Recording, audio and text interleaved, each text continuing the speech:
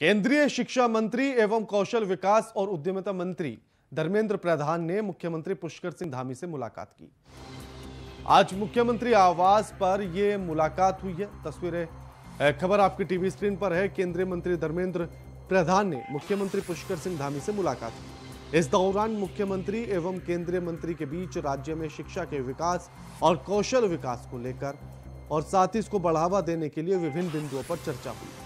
केंद्रीय मंत्री धर्मेंद्र प्रधान ने कहा कि देवभूमि उत्तराखंड को शिक्षा के क्षेत्र में केंद्र सरकार की ओर से हर संभव मदद दी जाएगी। इस अवसर पर कैबिनेट मंत्री डॉक्टर धन सिंह रावत भी उपस्थित रहे।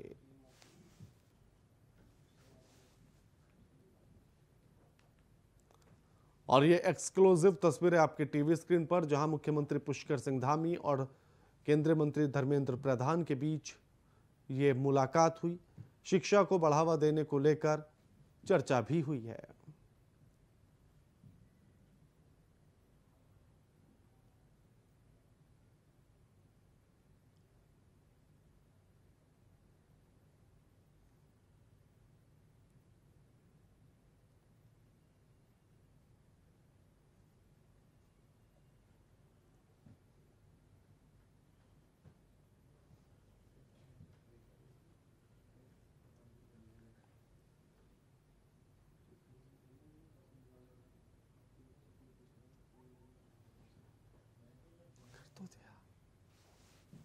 केंद्रीय मंत्री धर्मेंद्र प्रधान ने सीएम पुष्कर सिंह धामी से मुलाकात की। शिक्षा के स्तर को बढ़ाने और शिक्षा में नए आयाम खोलने को लेकर भी चर्चा की गई।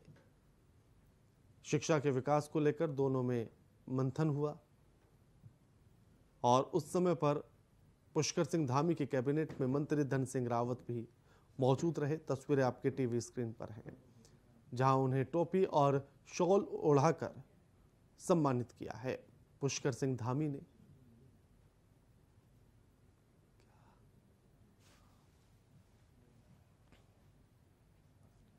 उत्तराखंड में पर्यटन और आतिथ्य क्षेत्र को बढ़ावा देने के लिए उत्तराखंड पर्यटन विकास परिषद की ओर से आज पर्यटन और आतिथ्य सम्मेलन 2022 का आयोजन किया गया। जीएमएस रोड देहरादून स्थित वाइसराय ग्रैंड में पर्यटन आतिथ्य सम्मेलन 2022 का आयोजन किया गया। बतौर मुख्य अतिथि के तौर पर मुख्यमंत्री पुष्कर सिंह धामी और पर्यटन मंत्री के अलावा धर्मपुर विधायक ने दीप प्रज्वलित कर कार्यक्रम का विधिवत शुभारंभ किया। कार्यक्रम में पर्यटन व्यवसाय से जुड़े तमाम लोग मौजूद रहे। उत्तराखंड में पर्यटन व्यवसाय को बढ़ावा देने के लिए कार्यक्रम आयोजित किया गया। तस्वीरें आपके टीवी स्क्रीन पर हैं, जहां सतपाल महाराज भी आपको नजर आ रहे हैं और मुख्यमंत्री पुष्कर सिंह धामी भी इस कार्यक्रम में शामिल हुए। मुख्य अतिथि के तौर पर दीप प्रज्वलित करके कार्यक्रम का शुभारंभ किया गया और पर्यटन के क्षेत्र में बढ़ावा देने के लिए इस कार्यक्रम का आयोजन किया गया है।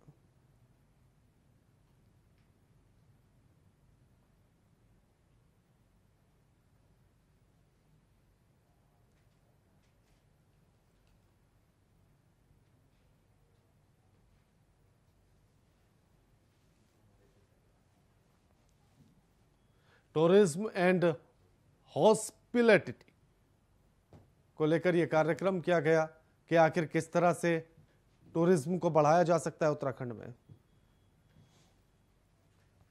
आने वाले पर्यटन सीजन में उत्तराखंड का फोकस साहसिक खेल, होम स्टे, वेलनेस, पर्यटन पर रहने वाला है।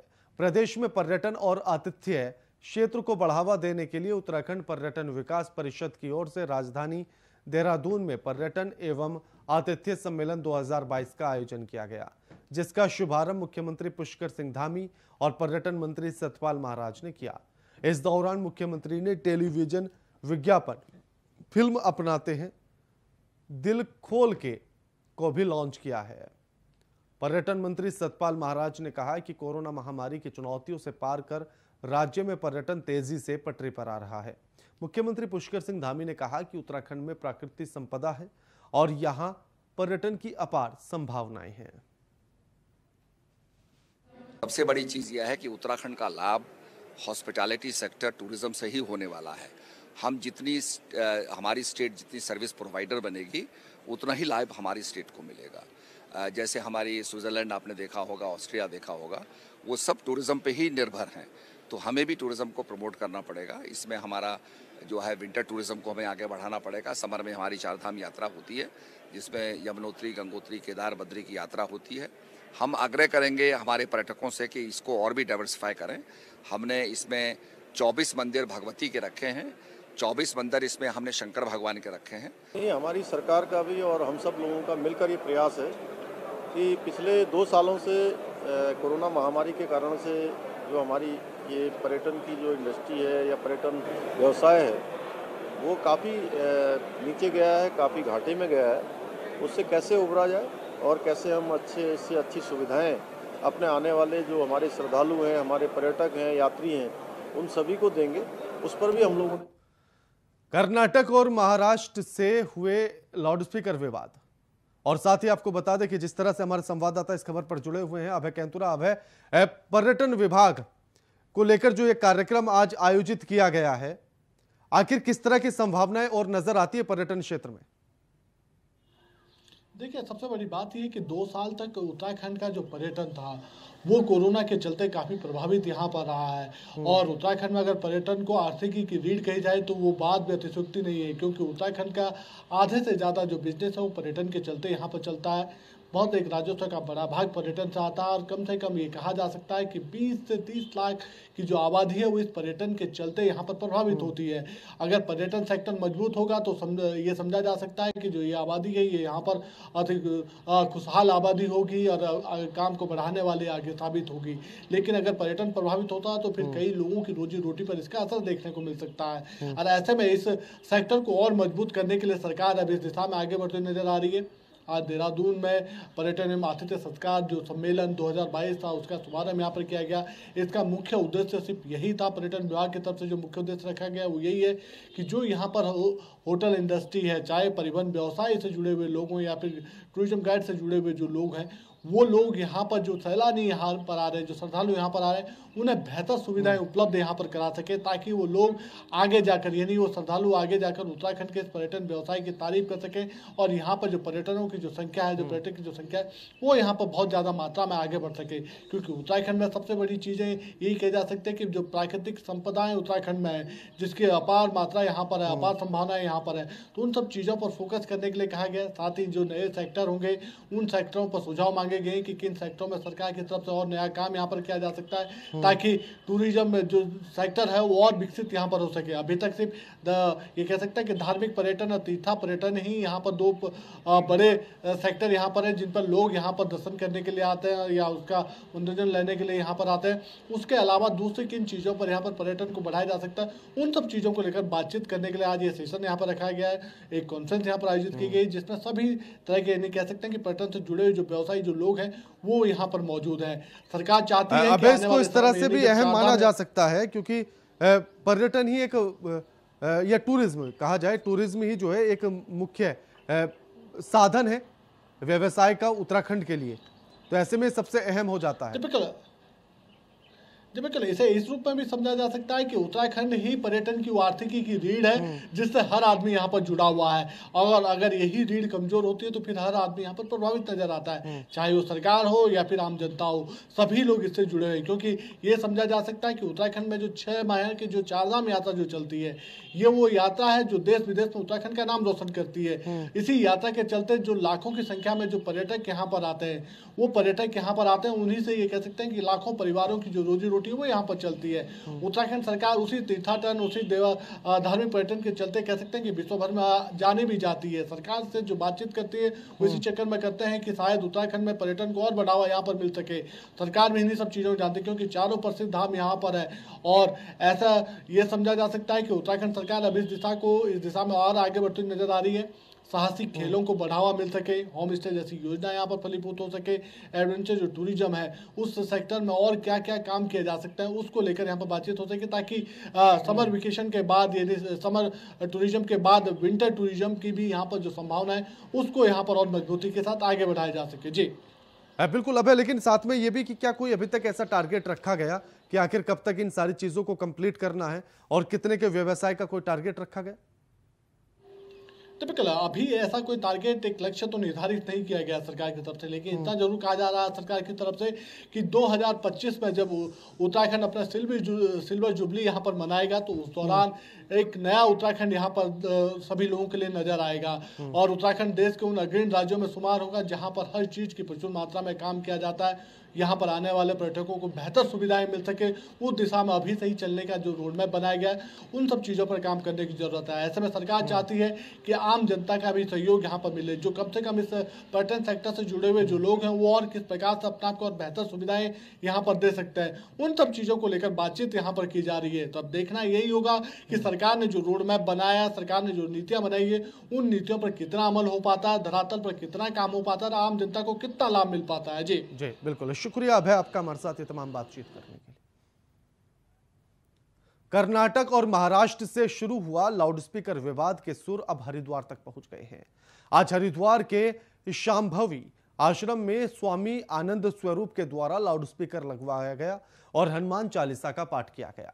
स्वामी आनंद स्वरूप ने कहा कि जिस तरह से मुसलमान अपने अजान को लाउडस्पीकर पर सुनते हैं, उसी तरह जिस टाइम उनका नमाज पढ़ने का समय है, उसी समय हमारे द्वारा आश्रम में हनुमान चालीसा का पाठ चलाया जाएगा, जिससे उनकी किसी भी तरह की ध्वनि हमारे कानों तक ना पहुंच सके। विश्व हिंदू परिषद की फायर ब्रांड नेता साध्वी प्राची ने भी कहा कि लाउडस्पीकर पर हल्ला मचा कर अपने अल्लाह को क्यों याद करना है, आप अपने अल्लाह को मस्जिद के अंदर शांतिपूर्वक ढंग से भी तो याद कर सकते हैं।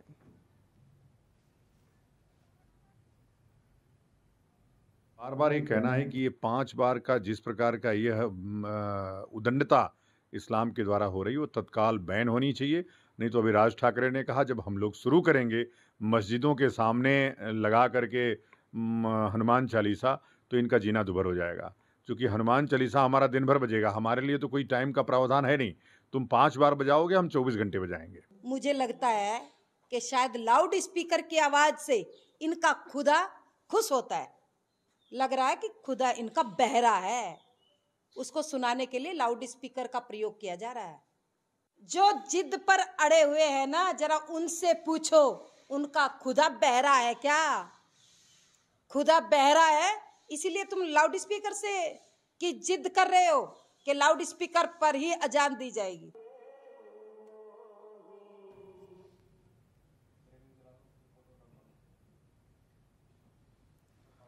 धर्म एक ऐसा शब्द जिसके तमाम मायने निकाले जा सकते हैं, और धर्म सिर्फ किसी विशेष वर्ग के लिए नहीं होता है। धर्म शब्द का अर्थ होता है अपने कर्तव्यों और फर्ज का पालन करना। लेकिन क्या जिस तरह की चीजें महाराष्ट्र से शुरू होती है, कर्नाटक से शुरू होती है और हरिद्वार तक पहुंचती है, तो क्या उसमें धर्म नजर आता है? और सबसे अहम यह कि फिर चाहे गीता में लिखा हो या महाभारत में, हमने तो आज तक यही पढ़ा था कि किसी दूसरे के धर्म को नीचा दिखाना शायद हमारा धर्म इसकी इजाजत नहीं देता है। फिर कुरान में भी कुछ ऐसा ही लिखा होगा और बाइबल में भी कुछ ऐसा ही लिखा होगा। एक बड़ा मशहूर पंक्तियां हैं जिसमें कहा गया कि जब गुजरता हूं किसी दूसरे धर्म के मकबरे के सामने से तो अक्सर अपना सर झुका लेता हूं, क्योंकि दूसरे के धर्म को अपमानित करना मेरा धर्म इजाजत नहीं देता। अब जिस तरह की तस्वीरें निकलकर सामने आ रही हैं, अगर उसमें आपको भारत की अखंडता नजर आती हो या भारत की अनेकता में एकता नजर आती हो, तो जरा इन तस्वीरों के भीतर से खोज लीजिएगा, क्योंकि हिंदुस्तान किसी एक विशेष धर्म के व्यक्ति का नहीं है। हिंदुस्तान की पहचान उसकी सभ्यता और उसकी संस्कृति अनेकता में एकता की होती है। और उसके बाद अगर ऐसी तस्वीरें निकलकर सामने आती हैं, फिर चाहे वो किसी भी धर्म के व्यक्तियों के द्वारा क्यों ना हो, तो वो कहीं ना कहीं हिंदुस्तान की सभ्यता और उसकी अखंडता को खंडित कर जाती है। हिंदुस्तान की कल्पना ना गांधी जी ने की होगी, ना सुभाष ने की होगी, ना चंद्रशेखर आजाद ने और ना भगत सिंह ने। अगर की होती तो शायद यह नारा नहीं दिया जाता कि अनेकता में एकता को लेकर। लेकिन इस नारे के महत्व को हम शायद खो चुके हैं। इस नारे के शायद हमने अब मायने बदल दिए हैं, या फिर हम खुद को बेहतर दिखाने के लिए दूसरे को नीचा दिखाने में इस कदर होड़ में लग चुके हैं कि हमें सही और गलत के मतलब ही नहीं पता। शब्दों से संबोधित करना अलग अलग हो सकता है।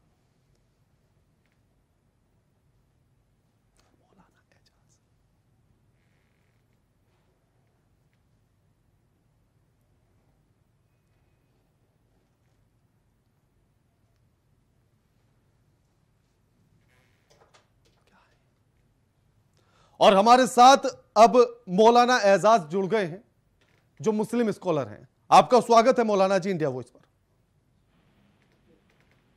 जी हेलो। स्वागत है आपका मौलाना जी इंडिया वॉइस पर। जी बहुत बहुत शुक्रिया, बहुत शुक्रिया। मौलाना जी, सवाल यह है कि अगर हिंदुस्तान में एकता में अनेकता का नारा दिया जाता है तो फिर किस तरह से इसको सही और सटीक बैठाया जाए, क्योंकि जो तस्वीरें निकल कर आ रही हैं उससे ये चीजें साबित नहीं होती है कि हिंदुस्तान में अनेकता में एकता है। देखिए, हिंदुस्तान की यही ब्यूटी है, यही खूबसूरती है कि यहाँ पर अलग अलग धर्मों के मानने वाले, अलग अलग कौमों के लोग, अलग अलग जातों के लोग यहाँ पर रहते हैं। यही हिंदुस्तान की खूबसूरती है, यही उसकी ब्यूटी है, और यही चीज हिंदुस्तान की दुनिया भर में लोग इसको अच्छी नजर से इसको भी देखते हैं। जैसे एक गुलदस्ता है और गुलदस्ते में अलग अलग तरह के फूल लगा करके उसकी शोभा को बढ़ाया जाता है। गुलदस्ता एक होता है, फूल अलग अलग होते हैं जो उसकी शोभा बढ़ाते हैं। वैसे ही भारत एक है, हिंदुस्तान एक है, अलग अलग फूल हैं। कोई हिंदू है, कोई मुसलमान है, कोई सिख है, कोई ईसाई है, कोई जैन है, कोई बौद्ध है। इसके अंदर वो लोग जो कोशिश कर रहे हैं कि फूलों को मुरझाने के लिए, ये गुलदस्ते के दुश्मन है असल में। ये हिंदुस्तान की ब्यूटी है, हिंदुस्तान की खूबसूरती है। यहाँ पर तमाम धर्मों के मानने वाले रहते हैं। हर धर्म का सम्मान करना चाहिए। कोई धर्म बुराई नहीं सिखाता है, कोई धर्म लड़ाई झगड़ा नहीं सिखाता है, कोई धर्म ऊंच नीच नहीं सिखाता है। लेकिन फिर भी उसके बाद भी ये ऊंच नीच, ये सारी चीजें निकलकर सामने आ जाती हैं। भले से लिख दिया हो पंक्तियों में कि मजहब नहीं सिखाता आपस में बैर करना। देखिए, ये लोगों की अपनी सोच है। ऐसे लोगों को बताना चाहिए है कि इस तरह के बातें ना करके हिंदुस्तान को आप बदनाम ना कीजिए। हिंदुस्तान के आप दुश्मन हैं जो इस तरह की बातें कर रहे हैं। हमेशा से हिंदुस्तान का एक मेयार रहा है कि दुनिया भर में हिंदुस्तान की इज्जत है, दुनिया भर में हिंदुस्तान का आदमी जो है इज्जत की नजर से देखा जाता है। इस बात को आप मिटाने की कोशिश ना करें। क्योंकि सबसे बड़ा सवाल मौलाना जी ये उठता है कि एक तरफ जहां हम 21वीं सदी के पटल पर खड़े हैं और हम जहां विज्ञान के चमत्कारों की बात करते हैं, वहां आज भी हिंदुस्तान इन मुद्दों पर लड़ रहा है कि मस्जिद पर लाउड स्पीकर रखा जाए या मंदिर पर। देखिए, ये तो बहुत छोटी बात है। देखिए, ये तो बहुत छोटी सी बात है कि साहब लाउड स्पीकर लगे कि लाउड स्पीकर ना लगे। जिस वक्त लाउड स्पीकर नहीं था उस समय भी मंदिर में भजन होता था, मस्जिद में अजान होती थी। ऐसी बात नहीं है। हिंदू मजहब भी बहुत पुराना मजहब है, 5000 बरस पुराना मजहब है। या मुसलमान मजहब भी, इस्लाम धर्म भी 1400 बरस पुराना मजहब है। 1400 बरस पहले, 1200 बरस पहले, 1000 बरस पहले कौन सा लाउड स्पीकर था? भजन कौन से लाउड स्पीकर पर होते थे? अजान कौन से लाउड स्पीकर पर होती थी? बात ये नहीं है, बात मोहब्बत की है। अगर मोहब्बत होगी तो हर चीज गवारा है, और अगर मोहब्बत नहीं होगी तो अच्छी चीज भी बुरी लगती है। जी बिल्कुल, शुक्रिया। बिल्कुल, कि आपस में मोहब्बत होना चाहिए। बिल्कुल, शुक्रिया आपका हमारे साथ ये तमाम बातचीत करने के लिए मौलाना जी। ईद का त्योहार नजदीक है, ऐसे में त्योहार को शांति व्यवस्था बनाए रखने के लिए प्रशासन भी अब नजर आ रहा है। जनपद उधम सिंह नगर के जसपुर में भी उच्च अधिकारी के आदेश के बाद जसपुर कोतवाली परिसर में अमन कमेटी की बैठक की गई, जिसमें सभी धर्मों के लोगों ने हिस्सा लिया और त्योहार में शांति व्यवस्था बनाए रखने के लिए जोर दिया गया। वहीं जसपुर कोतवाली धीरेन्द्र कुमार ने बताया कि ईद का त्योहार आने वाला है और अभी रमजान भी चल रहे हैं।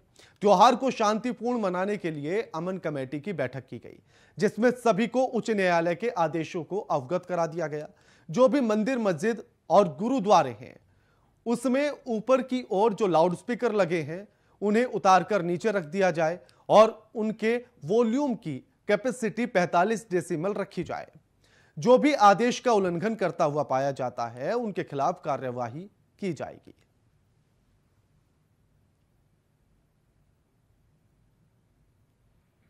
ईद का त्यौहार आने वाला है और रामनवमी का त्यौहार, अभी रमज़ान भी चल रहे हैं, तो इसी ने ही सौहार्दपूर्ण तरीके से मनाने के लिए ये आज अमन कमेटी की मीटिंग ली गई थी, जिसमें माननीय उच्च न्यायालय का आदेश भी सबकी अवगत करा दिया गया है कि जो भी मंदिर मस्जिद गुरुद्वारे हैं उसमें जो ऊपर की ओर जो माइक लगे हैं उन्हें सबको नीचे उतार कर रख दिया जाए और उनकी जो वॉल्यूम की जो कैपेसिटी है वो 45 डेसिबल रखी जाए। इससे ज़्यादा होने पर उनके खिलाफ कार्रवाई की जा सकती है, लेकिन कार्रवाई करने की नौबत शायद नहीं आएगी। सभी लोग इस बात पर सहमत हैं और सभी 45 डेसिबल से नीचे उसकी कैपेसिटी रखने में तैयार हैं।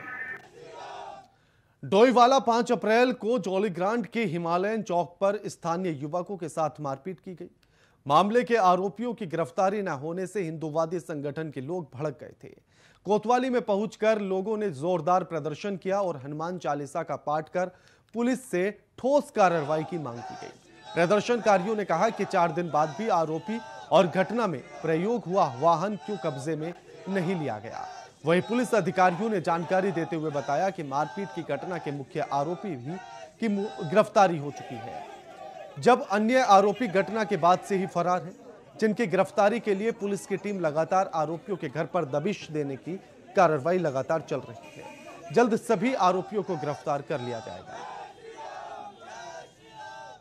बच्चे को देखने के लिए ना तो उसके कोई पेरेंट्स आए उनके और ना पुलिस प्रशासन आई थी। जब हमने पुलिस प्रशासन को बताया कि हमारे को वहाँ भी खतरा है, तब यहाँ पे IPS ऑफिसर सर ने उन्होंने आदमी भेजा था वहाँ पे देखभाल करने के लिए। आरोपी की गिरफ्तारी चाहिए और उनको सख्त से सख्त कार्रवाई चाहिए। हमारे को उनको जेल भेजना है बस। 5 तारीख को आरोपी एक स्कॉर्पियो में खुले आम आते हैं, हथियारों को लहराते हुए, रिवॉल्वर को लहराते हुए, रॉड और डंडे उनके पास, धारदार हथियार उनके पास थे और वो आते ही हाईवे पे आक्रमण करते हैं। पर गुंडे यहाँ उत्तराखंड में राजधानी में ये हाल है कि वो धारदार हथियार लेके घूम रहे और सरेआम आक्रमण हमला कर रहे हैं हमारे हिंदू लोगों पे, हमारे उत्तराखंड के लोगों पे। हम चाहते हैं कि जल्दी से जल्दी उनके ऊपर उचित कार्यवाही हो, उचित कार्यवाही। और धारा 307 लगे, उन्होंने अटेम्प्ट टू मर्डर किया है। उत्तराखंड में गर्मी का सितम लगातार जारी है। गर्मी ने अब तक के सभी रिकॉर्ड तोड़ दिए हैं। चिंता की बात तो यह है कि राज्य में गर्मी अभी और बढ़ने जा रही है। मौसम विभाग के निदेशक विक्रम सिंह का कहना है कि राज्य का तापमान सामान्य से 7 डिग्री ज्यादा है। ऐसी परिस्थिति 2004 में भी देखी गई थी। अभी कुछ दिन तापमान और बढ़ेगा, जिससे मैदानी क्षेत्रों का तापमान 40 डिग्री जबकि पहाड़ी क्षेत्रों का तापमान 30 डिग्री को पार करने वाला है। लगातार बढ़ते तापमान की वजह से राज्य में जंगलों में आग की घटनाएं भी लगातार बढ़ रही हैं। वहीं मौसम विभाग के निदेशक विक्रम सिंह ने बताया कि उत्तराखंड में लोगों को गर्मी से राहत 12 अप्रैल के बाद मिलेगी। उत्तराखंड के लिए अगर मौसम की बात करें तो देख ही रहे हैं जो तापमान है लगातार बढ़े हैं और जो हमारा मार्च महीना गया उसमें जो तापमान मिड मार्च के बाद जो है 5 से 6 डिग्री 7 डिग्री तक जो है ये ऊपर रहे सामान्य से। और ऐसा 2004 में पहले थोड़ा देखा गया था कि इस तरह की सिचुएशन थी, लेकिन उसके भी मतलब उससे भी थोड़े ही ज़्यादा ही है। उसमें भी 4 से 6 तक के थे, लेकिन यहाँ तो 7-8 डिग्री तक भी बीच बीच में रहे। और इधर अप्रैल में भी देखें तो जो सिचुएशन है मार्च से मिड मार्च से लेके अभी अप्रैल तक की आज की डेट तक की भी बात करें तो ये कंटिन्यू कर रहा है। तो जो लगातार इस तरह से तापमान सामान्य से ऊपर बने हुए हैं 6-7, तो ये कहीं ना कहीं बिल्कुल एक कंसर्न वाली बात। बुलेटिन में फिलहाल इतना ही। नमस्कार।